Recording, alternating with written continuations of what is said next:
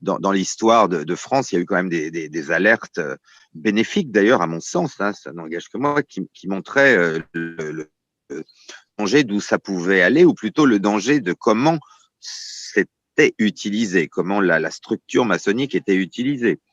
La franc-maçonnerie devrait être interdite aux policiers et aux juges, au minimum. C'est absolument incroyable et c'est ce qui pourrit la France d'une manière incroyable. Après, devenu maître, j'ai commencé à voir des choses qui me plaisaient pas trop. J'y allais plus, mais j'ai jamais démissionné, mais j'y allais quasiment plus. Et puis, comme je voyage beaucoup aux États-Unis, en Turquie, dans d'autres pays, etc., il y a dans certains pays, on te fait passer, enfin, si tu connais un peu, si tu as appris un peu les trucs, on te fait passer en un après-midi ou en 2 après-midi du 4e de maître secret à Rose-Croix, 18e, et au 30e en une journée. Bon. Parce qu'il faut bien comprendre, quand on dit qu'il y a 33 degrés, ce ne sont pas 33 degrés effectifs. Les degrés réels, c'est 1, 2, 3, apprenti, compagnon, maître. Quand on est maître, on a supposément l'intégralité de ses droits maçonniques, etc., mais ça ne veut pas dire grand-chose. Ensuite, 14, 18 et 30. Les autres degrés n'ont aucune importance. Donc, on peut passer, par exemple, aux États-Unis ou ailleurs, de maître secret à 30e degré en 3 rituels en une journée, en deux jours. Et moi, c'est le passage le rituel, le passage au 30e, chevalier Kadosh, qui m'a fait vomir, quoi, et que j'ai refusé. C'est là que je suis parti. Mais j'avais déjà beaucoup de doutes, mais tant quand tu as une possibilité de le vivre, de voir vraiment, tu le fais. Et ce 30e degré, je l'ai refusé, parce que quand on parle de satanisme ou autre, c'est pas du satanisme, c'est du luciférianisme, et il faut voir ce que c'est que cette initiation au 30e degré. Avant, on peut pas comprendre. Il y a des choses qui peuvent paraître bizarres. Moi, j'avais déjà demandé pourquoi, à partir du degré de maître, tous les mots étaient en hébreu. Moi, j'ai rien contre l'hébreu, mais et en plus, on te dit en phonétique. Faut savoir que la plupart des frères ne savent même pas ce que ça veut dire. Ils répètent comme ça, on leur dit chibolette ou on leur dit je sais pas quoi. Ils répètent ça en phonétique. Ils ne savent pas ce que ça veut dire. C'est un mot de passe. Voilà. Et moi, comme je suis curieux de nature, j'avais demandé une fois, puis évidemment, on n'avait pas répondu. Mais c'est ce qui m'a poussé à essayer de savoir ça veut dire quoi, etc. Et c'est là que j'ai commencé à comprendre ce que c'était que la Kabbale et à vouloir savoir pourquoi ces degrés fonctionnaient de cette manière et pourquoi on nous demandait comme des perroquets de répéter en phonétique des mots dont la plupart des frères encore aujourd'hui ne connaissent même pas la signification. Parce que ce qu'était cette initiation au 30e degré, quand on te donne un poignard et tu dois poignarder la Bible, le roi, le pape, etc., symboliquement, c'est vraiment, tout est là. La création de la République, ce grand mensonge de la République dite laïque, qui est une République, on va dire... Les éléments allégoriques des débuts représentant l'univers des maçons ont absorbé toutes les traditions, initiatiques, alchimiques ou hermétiques, déjà connues au début du XVIIIe siècle, sans délaisser les traditions religieuses, surtout le judaïsme. Alors, si tu veux, moi, j'ai jamais, tiens, faudrait que je sois franc-maçon. Alors là, pas du tout. Mais j'ai toujours été passionné, sans doute parce que je suis musicien et que j'adore Scriabine aussi, que tu es un compositeur assez ésotérique. J'ai toujours été passionné par l'astrologie, par l'ésotérisme, par le symbolisme, mais rien à voir avec l'idée de la franc-maçonnerie. Donc, c'est pas moi qui ai été faire une démarche pour entrer, hein, ça je peux te dire. Et il se trouve, et ça arrive des fois, j'avais un ami que je connaissais depuis plus de 10 ans. Je savais pas du tout qu'il était franc-maçon. Et puis un jour, on était en train de dîner ensemble. Et il me dit, écoute, il faut que je te dise quelque chose. Depuis le temps que je te connais, que je vais à tes concerts, qu'on parle, que je t'intéresse à tous ces sujets, l'herméneutique, le symbolisme, etc. Il faut que je te dise une chose, je suis franc-maçon. Voilà, il s'est découvert à moi, comme on dit, en la franc-maçonnerie. Voilà. Et ça fait 10 ans que je le connaissais, il m'en avait pas parlé. Et il me dit, vraiment, quand je t'écoute, je te vois, je te suis, je pense que tu pourrais être pas mal là-dedans parce que t'es pas dogmatique, t'es pas obsédé par une religion, même si t'es catholique, voilà, bon, bref. Et sur le moment, je lui ai dit non, enfin, avant de lui dire non, je lui ai dit déjà, dis-moi un peu, enfin, moi, ce que j'avais vu, c'était pas vraiment le truc qui m'attirait, parce que les rituels obligatoires, tout ça, bon, bref. Et donc, il m'en a parlé, j'ai écouté. Première fois, je lui ai dit, non. Et puis 2 ans après, il m'en a reparlé. Puis là, il a trouvé des arguments, j'allais dire, un peu plus porteurs. Il m'a dit, tu sais, quand même, Mozart était franc-maçon. Bon, je le savais avant, mais Beethoven, ce qui est vrai. et puis ça s'est fait. Et puis je dis, pourquoi pas, voyons. Et puis je l'ai fait. Puis c'est un ami que j'aimais bien, donc et je suis rentré. Et puis au début, effectivement, bon, comment te dire, c'est pas choquant. Moi, les rituels me gênaient un peu dès le début, mais sinon, effectivement, il n'y a rien de spécial, il n'y a rien au départ. C'est-à-dire faut que les gens comprennent, c'est une structure pyramidale. Les gens qui n'ont pas été francs-maçons ne comprennent pas. Ils imaginent que quand on rentre là-dedans, on vend son âme au diable ou ce genre d'imbécilité. C'est pour ça que personne comprend. Non, c'est simplement le problème de la franc-maçonnerie, c'est que c'est une structure pyramidale. Les gens croient que quand on rentre dedans, ça y est, on est dans le truc et que tous les maçons se parlent, partagent. Pas du tout. Il y a 33 degrés, en tout cas dans le rite le plus connu, qui est le rite écossais accepté. Le rite ancien est accepté. Et donc, par exemple, pour te donner une idée, un franc-maçon du 5e degré, s'il demande à un frère, mais qu'est-ce qui se passe au-dessus, on va lui dire, ferme-la, quoi. Tu verras bien. Donc, en fait, il faut comprendre que c'est les structures parallèles dans la franc-maçonnerie et ce qu'avait dit très intelligemment Benoît XVI, qui n'avait pas été compris, il avait dit les francs-maçons ne sont pas tous des gens mauvais, loin de là, simplement, ils ne savent pas où on est en train de les mener. Et en fait, la phrase clé, c'est ça. C'est exactement ça. Il peut y avoir des gens sincères, il peut y avoir des gens qui rentrent par opportunisme, mais il peut y avoir aussi des gens qui rentrent pour développer vraiment une spiritualité qui soit pas dogmatique, etc. Et moi, c'était un peu mon truc. C'était pas pour rencontrer des gens, je connaissais pas mal avant, mais c'est vrai que l'idée qui m'avait séduit, en tout cas, qui avait fait tilt, c'était tu peux partager un chrétien, un musulman, un juif, un bouddhiste, un croyant ou un athée. Voilà, c'est vrai que c'est assez sympa comme idée.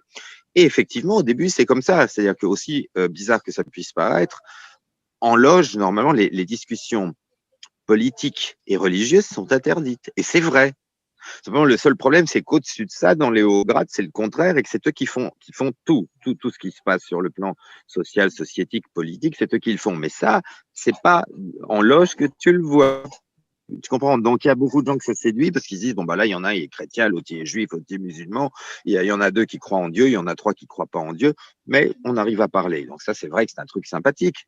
Le problème, c'est que ça cache quelque chose voilà, on entend les poules, là, c'est normal.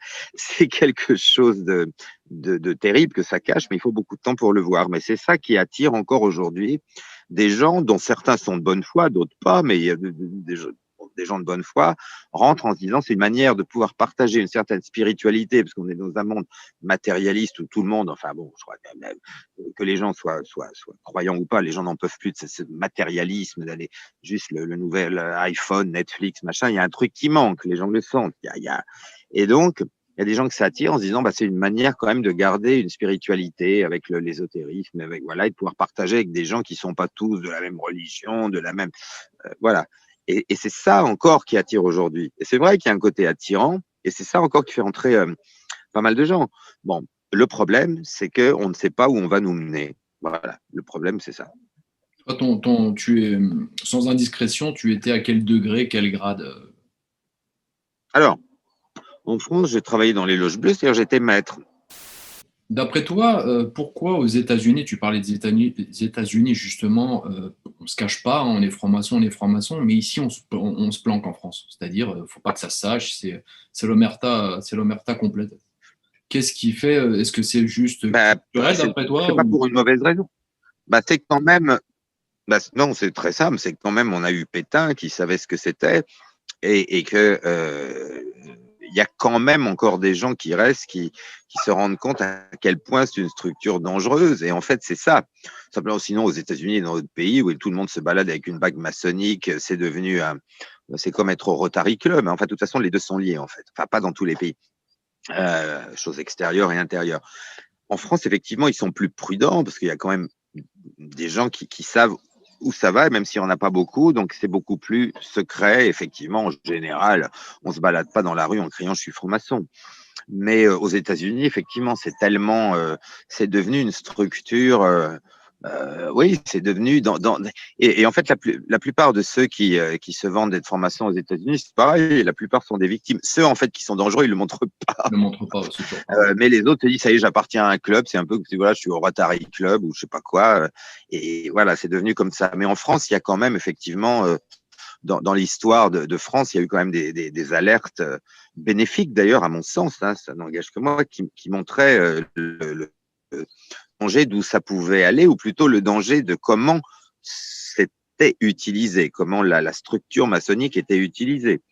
Encore une fois, c'est pas contre les frères spécialement, mais c'est quand même une masse voilà. Et qui dirige ça alors après, on peut en parler ou ne pas en parler, mais la question, c'est pas de savoir qui est franc-maçon ou pas, c'est de savoir. Enfin, si, c'est aussi ça.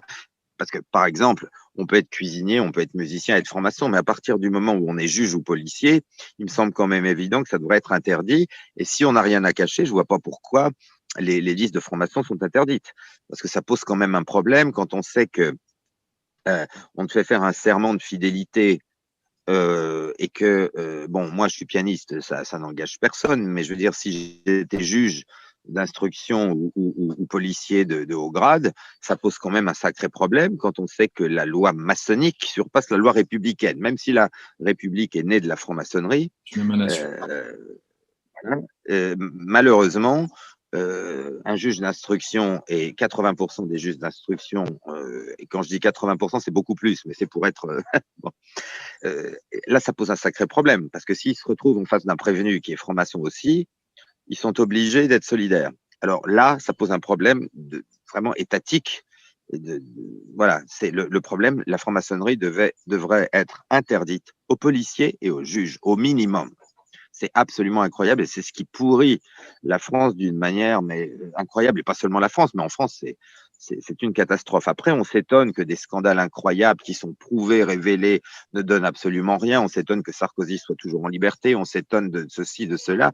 Il n'y a rien à s'étonner du tout.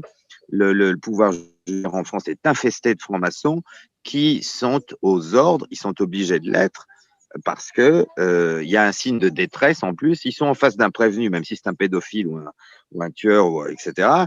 Ils sont obligés de l'aider en tant que franc-maçon. Donc, t'imagines un peu où ça peut aller. Ouais. Et moi, ce que je dis depuis des années, c'est simplement qu'il faut interdire la franc-maçonnerie aux policiers et aux juges. Et que si on n'a rien à cacher, je vois pas pourquoi les listes ne seraient pas, je dis pas qu'elles soient rendues publiques, mais qu'en tout cas, il y ait quelque chose qui empêche des gens qui choisissent ces métiers de choisir la franc-maçonnerie voilà, qui fait qu'une fois que tu es dedans, tu dois absolument rendre service à ton frère. Alors, si tu es cuisinier, c'est pas grave.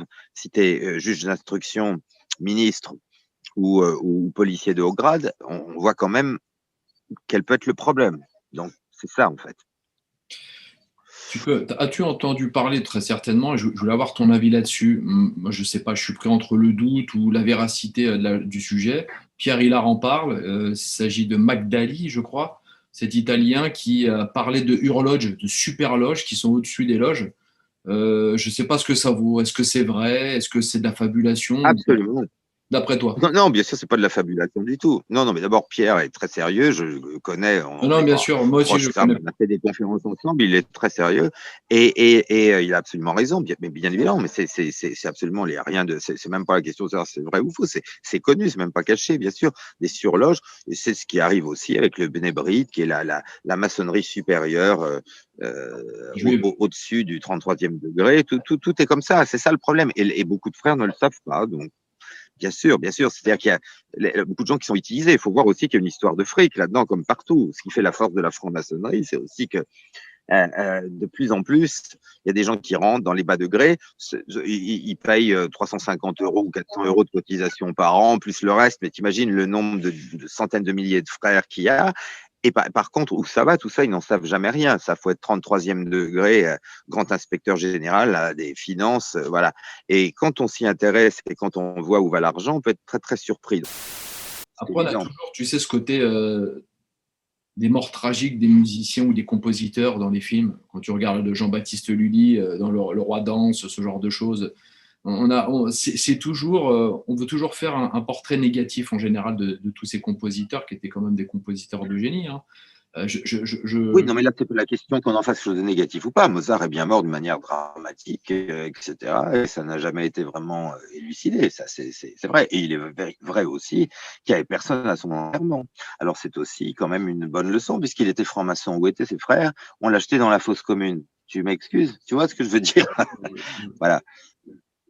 Voilà, alors la fraternité maçonnique, donc il s'était passé quelque chose avant, on le sait, on ne peut pas dire plus. Voilà, alors attention, hein, je suis pas en train de dire que des francs-maçons ont assassiné Mozart, mais c'est pas du tout net. En tout cas, ça marchait plus depuis un moment. Il était très, très, très fâché que le directeur du théâtre dans lequel la flûte enchantée allait être créée avait fait des coupures, des coupures de tout ce qu'il avait fait, parce qu'il y avait des choses qu'il fallait pas montrer. Et il était furieux de cette censure. Voilà.